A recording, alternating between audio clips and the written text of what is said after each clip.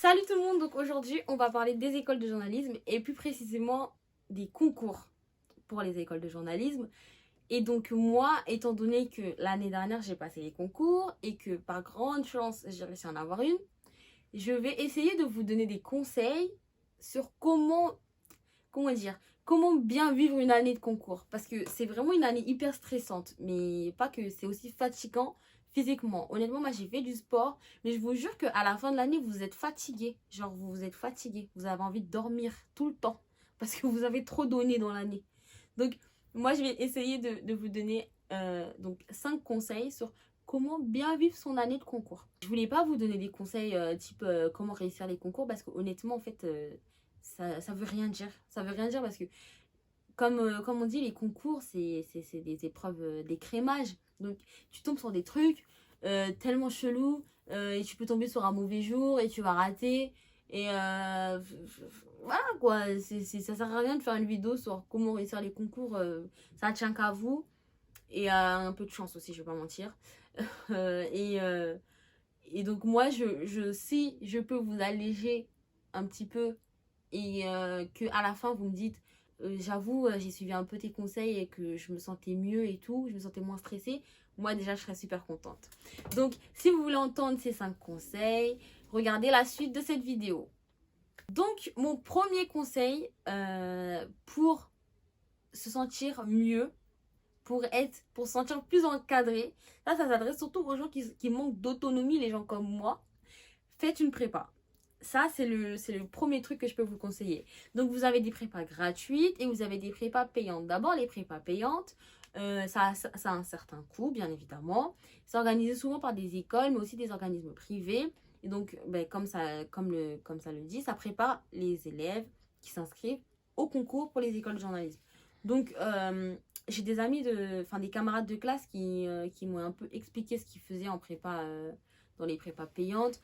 Donc, ils avaient des cours d'écriture, ils rendaient des articles, ils avaient la correction, ils avaient des fiches aussi d'actualité et aussi ils pouvaient faire des groupes de fichage. Donc, ça ressemble pas mal à ce que moi j'ai fait, mais gratuitement du coup. Étant donné que je suis boursière toujours. Pourquoi j'ai dit j'étais? Je suis toujours boursière. Je suis encore boursière, mais bon, bref. Euh, donc, une prépa gratuite qui s'appelle La Chance. Et je sais qu'il y a aussi la prépa Égalité des chances qui fait à peu près la même chose que La Chance. Et donc, c'est des associations qui aident des élèves qui sont boursiers à devenir journalistes en les préparant pour les concours des écoles. Et donc, on fait la même chose. On a des cours tous les samedis où on rend des devoirs, on a la correction de professionnels, on est suivi, on fait des groupes de fichage avec d'autres camarades pour pouvoir ficher l'actualité. On est suivi, quoi, on est suivi et c'est gratuit. Et aussi, ils nous aident au niveau des finances. Donc, c'est vraiment des choses à prendre en compte. Si vous regardez cette vidéo et que vous êtes boursier, si vous ne connaissez pas La Chance et l'égalité des chances, je vais mettre le lien en description pour que vous puissiez aller voir leur site. C'est vraiment très très bien. Et puis en plus, je pense que les médias ont besoin de diversité, quoi. Donc, si on peut encourager ça un maximum, allez-y. Et si vous pensez que vous voulez être journaliste, mais vous habitez, je sais pas moi, Aubervilliers, Sevran ou dans une campagne de France, en Picardie, en Champagne-Ardenne, vous pensez que c'est pas pour vous? C'est pour vous en fait. En fait, là, les médias, ils manquent de personnes comme vous. Donc, allez-y, allez-y, allez-y, n'hésitez pas. Voilà, ça c'est mon premier conseil, les prépas. Mon deuxième conseil, ça va être au niveau du fichage de l'actualité. Ça, vous ne pourrez pas y échapper. Si vous passez les concours pour les écoles, vous allez devoir ficher l'actualité. C'est un concept, encore aujourd'hui, je me pose la question de son utilité. Surtout qu'aujourd'hui, en école, je peux vous assurer que en fait, ils s'en foutent. Ils nous demandent d'être au courant de l'actualité, d'un minimum, surtout de connaître l'actualité des médias pour savoir comment le monde où on vit, il tourne. Mais connaître l'actualité des trucs vraiment qui n'ont pas lieu d'être, scientifiques, mais à part si ça t'intéresse, bien sûr, si vous êtes fan de science, c'est comme moi, je suis fan de sport, donc je suis l'actu sport, mais connaître l'actu sport, science, culture, on devait connaître les gagnants des Oscars, les gagnants des Césars, les gagnants des victoires de la musique, c'est des trucs, wouh, vous avez une tonne de fichage à faire, et ça c'est vraiment une des choses qui va vous stresser le plus dans l'année. Donc pour éviter de stresser sur ça, si vous n'avez pas de prépa, essayez de vous trouver des amis qui passent les concours aussi et faites-vous un groupe de fichage. Donc ça peut être soit un fichage par thème. Donc par exemple, moi je vais ficher le sport et puis X il va ficher la culture, Y va ficher la politique, ce genre de choses. Moi je trouve pas ça hyper égal parce que l'actu politique, l'actu internationale va toujours être plus conséquent que l'actu culture, l'actu santé ou sport.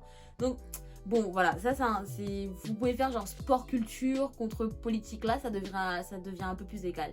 Et du coup, vous pouvez aussi faire du fichage par jour. Donc nous c'était ça dans mon groupe de fichage, on fichait par jour et par exemple pour moi les filles c'était super sympa, comme j'étais en licence elles m'ont laissé ficher juste le vendredi, donc je fichais tous les vendredis. Donc ça c'est un premier truc. Un deuxième truc, trouvez-vous des amis fiables. Vraiment ça c'est hyper important, et même dans les prépas en fait. Si vous vous mettez avec des personnes de votre prépa et vous fichez, essayez de savoir si la personne elle est vraiment fiable, et si elle dit je vais ficher aujourd'hui à ce moment là, il faut qu'elle fiche aujourd'hui à ce moment là, parce que toi ça va te mettre dans la merde en fait. Si elle prend du retard, tu prends du retard avec cette personne. Donc vraiment trouvez-vous des personnes qui sont carrées. Je vous demande pas non plus si la personne pour une fois elle s'est trompée, je vous demande pas toi tu dégages, non, mais trouvez-vous des personnes qui sont fiables quoi, qui vont pouvoir vous aider, et vous allez pouvoir les aider et vous allez pouvoir avancer ensemble. Donc ça c'est mon conseil principal pour le fichage, et du coup bonne chance hein, parce que le fichage c'est tellement chiant que bon j'ai rien d'autre à vous dire dessus quoi. Troisième conseil, du coup, ça va être troisième et quatrième conseil, parce qu'en gros, c'est un gros pôle qui est l'organisation, et il y aura l'organisation du temps et l'organisation de l'argent. Donc d'abord, l'organisation du temps. Comme je disais, comme j'ai un peu raconté au niveau du fichage, ça prend tellement de temps qu'il faut absolument s'organiser. Si vous êtes en licence, comme moi j'étais, l'année dernière j'étais en licence 3, il faut absolument que vous organisiez votre temps. Parce qu'en fait, il faut que vous validiez votre licence, mais il faut aussi que vous ayez les concours. Mais du coup, il faut un juste milieu quoi. Il faut pouvoir bosser sa licence tout en n'oubliant pas qu'il y a les concours. Donc ça, c'est un juste milieu à avoir, et ça demande de l'organisation. Si vous pouvez passer en contrôle terminal, donc contrôle terminal pour ceux qui ne sont pas encore à la fac et qui tomberaient sur cette vidéo, contrôle terminal, ça voudrait dire tu n'as pas de contrôle pendant le semestre, tu n'as même pas besoin de venir à l'école pendant le semestre, tu viens juste au partiel à la fin, tu passes le partiel et voilà. Donc si vous avez cette possibilité, si votre licence l'autorise et que vous vous sentez prêt à le faire, parce que vraiment c'est un peu compliqué la contrôle terminale, je vais pas mentir, moi je l'ai fait sur mon dernier semestre, j'ai pas validé à 12-13 hein, j'ai validé oral et pâquerette, c'était voilà quoi. Donc si vous pouvez le faire et que vous voulez le faire, faites-le. Sinon vous êtes en contrôle continu pardon, et là essayez de voir avec votre secrétariat, est-ce qu'ils peuvent pas vous dégager un peu de temps, faire en sorte que vous ayez des TD, le plus de TD rapprochés pour avoir peut-être une journée de dégagée, ce genre de choses. Essayez de voir, il y a vraiment tout le temps des solutions, donc demandez-leur, on sait jamais. Ensuite, ça va être aussi par rapport donc au concours, quand ils vont arriver, donc le marathon là, ça s'appelle un marathon parce que vous commencez au mois de mars, vous terminez en fait, vous savez même pas quand est-ce que vous terminez, parce que si vous êtes admissible, ça continue, ça va sur la longueur, ça va plus s'arrêter fin juin. Donc de mars à juin, l'air est irrespirable. Donc ça, c'est une autre gestion du temps qu'il faut avoir, parce que même si les concours commencent, vous devez continuer à ficher. Mais du coup, il faut intensifier les révisions, mais continuer à ficher. Vous voyez, c'est différent entre ficher et réviser, c'est pas la même chose. Mais il faut incorporer les deux. C'est là, c'est vraiment piège. Et là, vous commencez vraiment à être tendu. Là, c'est là où c'est la période où tu te sens vraiment au mois d'avril-mai. Tu te sens trop tendu pendant les concours. Si vous n'êtes pas des personnes organisées, vraiment forcez-vous, parce que sinon, vous allez avoir la tête sous l'eau, c'est sûr. Sûr. Donc, ça, c'est mon deuxième conseil au niveau du temps. Maintenant, l'organisation de l'argent. Parce qu'en fait, les concours, c'est un coût. Ça a un coût, mais énorme. Ça peut être énorme. Déjà, si vous avez fait une prépa payante, donc vous prenez en compte toute la prépa payante que vous avez faite. Et en plus, vous devez payer les concours, vous devez payer le logement et vous devez payer le transport. Donc, par exemple, si vous venez de Paris, à la limite, quand vous venez de Paris, vous avez quelques déplacements à faire. Si vous voulez passer, je sais pas, le QH à Strasbourg, l'IJPA à Bordeaux ou le SJ à Lille, vous allez faire ces déplacements-là. Mais imaginons, vous venez de, je sais pas moi, d'Auvergne, vous venez de Clermont-Ferrand. Mais en fait, vous allez faire des déplacements pour toutes les écoles. là, ça commence à être un coût conséquent. Il faut vraiment, genre, essayer de gérer. Prenez-vous le plus à l'avance, trouvez les billets les moins chers. Essayez de partir avec des amis parce que ça coûte moins cher le transport, le logement quand vous êtes à plusieurs. Essayez vraiment de trouver un maximum de choses qui vont alléger les coûts des concours. Et aussi, les concours en eux-mêmes coûtent super cher. Donc, quand vous postulez, soyez sûr de vous. N'allez pas passer tous les concours parce qu'ils ont un bon nom. Ne dites pas, je vais passer Sciences Po, je vais passer CFJ, je vais passer ESJ parce que c'est stylé. Parce qu'ils coûtent cher en fait. Donc, passez-les parce que vous pensez que vous avez une chance. Je vous dis pas, genre, je vous décourage pas et je vous dis pas, ne passez pas les concours comme ça. Mais genre, bossez à fond et dites-vous, voilà, lui, je le passe parce que vraiment, je pense que j'ai une carte à jouer, quoi.